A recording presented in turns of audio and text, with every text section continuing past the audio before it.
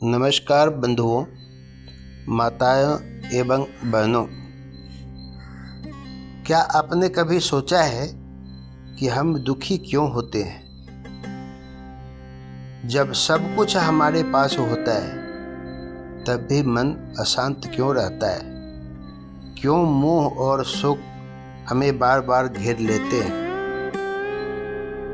आज हम गीता के उस गहरे ज्ञान को समझेंगे जहाँ भगवान श्री कृष्ण अर्जुन को मोह और शोक से बाहर निकालते हैं और हमें भी जीवन जीने की सही दिशा देते हैं। वीडियो को अंत तक अवश्य देखिए, क्योंकि आज जो ज्ञान आप सुनेंगे वह आपके जीवन की सोच बदल सकता है। गीता कहती है कि पूरा संसार मोह और माया के अधीन है। माया क्या है? माया वह शक्ति है जो मनुष्य को वास्तविकता का ज्ञान नहीं होने देती। यह प्रकृति 24 तत्वों, 3 गुणों सत्व, रज और तम और इंद्रियों से बनी है। माया ही मनुष्य और ईश्वर के बीच एक पर्दा बनकर खड़ी है। जब तक यह पर्दा है तब तक हम अपने असली स्वरूप को नहीं पहचान पाते। वास्तव में मनुष्य का मन ही माया है। मन हमेशा बदलता रहता है। अनुकूल परिस्थिति मिले तो खुश, प्रतिकूल मिले तो दुखी। यानी हमारा सुख दुख बाहरी चीज़ों पर निर्भर हो गया है। यही मोह है। जब हमें कोई अपना लगता है हम उससे जुड़ जाते हैं, और जब उसे खोने का डर लगता है तो शोक पैदा होता है। इस प्रकार मोह और शोक दोनों एक ही सिक्के के 2 पहलू हैं। अब गीता के दूसरे अध्याय की स्थिति समझते हैं। अर्जुन युद्ध भूमि में खड़े हैं। सामने उनके अपने गुरु, पितामह, भाई, बांधव खड़े हैं। अर्जुन कहते हैं, मैं इन्हें कैसे मार सकता हूँ? इनको मारकर मैं जीना भी नहीं चाहूँगा। यह करुणा नहीं थी, यह मोह था, क्योंकि अर्जुन अपने कर्तव्य से हट रहे थे। मोह के कारण उनकी बुद्धि भ्रमित हो गई थी। वह कहते हैं, मैं युद्ध नहीं करूँगा। देखिए, जब मन पर भावनाएं हावी हो जाती है तो बुद्धि निर्णय नहीं ले पाती। अर्जुन भी उसी स्थिति में थे।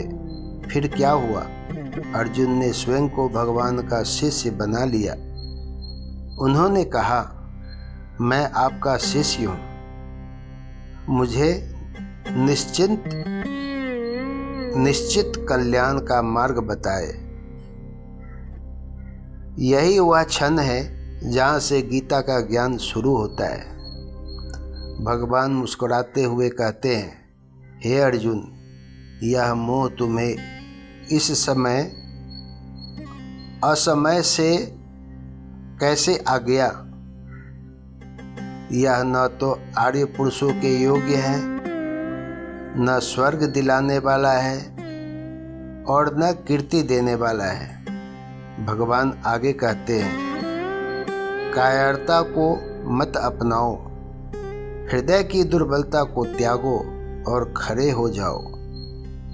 यह केवल युद्ध की बात नहीं है, यह जीवन की बात है। जब भी जीवन में कठिनाई आती है हम भी अर्जुन की तरह कमज़ोर पड़ जाते हैं।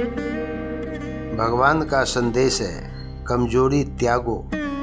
फिर भगवान एक महान सत्य बताते हैं, ज्ञानी न तो जीवन का शोक करते हैं और न मृत्यु का। क्यों? क्योंकि आत्मा न कभी जन्म लेती है और न कभी मरती है। शरीर नश्वर है लेकिन आत्मा शाश्वत है। जैसे हम पुराने वस्त्र त्याग कर नए धारण करते हैं, वैसे ही आत्मा एक शरीर छोड़कर दूसरा लेती है। इसीलिए शोक अज्ञान से उत्पन्न होता है। पुस्तक में एक बहुत गहरी बात कही गई है। मोह और शोक से पूर्ण छुटकारा पाने के लिए मन को अमन बनाना होगा। इसका अर्थ क्या है? मन से ऊपर उठना, बुद्धि से भी ऊपर उठकर आत्मचेतना में प्रवेश करना।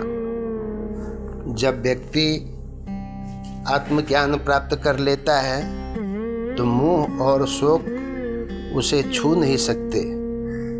महापुरुष सदा शांत और प्रसन्न रहते हैं। क्यों?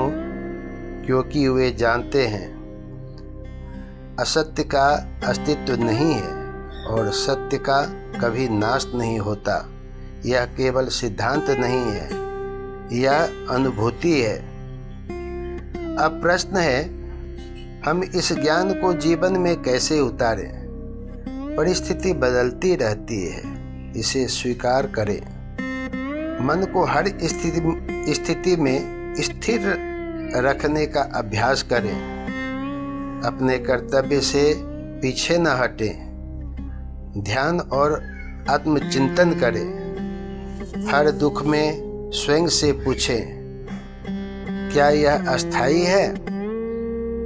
जब हम यह समझ लेते हैं कि यह सब कुछ परिवर्तनशील है तो शोक धीरे धीरे समाप्त होने लगता है। भगवान कहते हैं, ऊपर उठो, चेतना से जीवन जियो, कर्तव्य करते हुए भी भीतर से शांत रहो। आज हमने समझा मोह क्या है, सुख क्यों होता है और आत्मज्ञान हमें कैसे मुक्त करता है।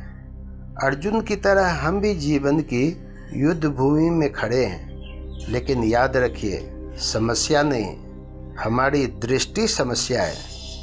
जब दृष्टि बदलती है तो जीवन बदल जाता है। यदि यह ज्ञान आपको अच्छा लगा हो तो वीडियो को लाइक करें, चैनल को सब्सक्राइब करें और कमेंट में लिखें, मैं आत्मा हूँ, मैं निर्भय हूँ। फिर मिलेंगे एक और गहरे आध्यात्मिक विषय के साथ। धन्यवाद।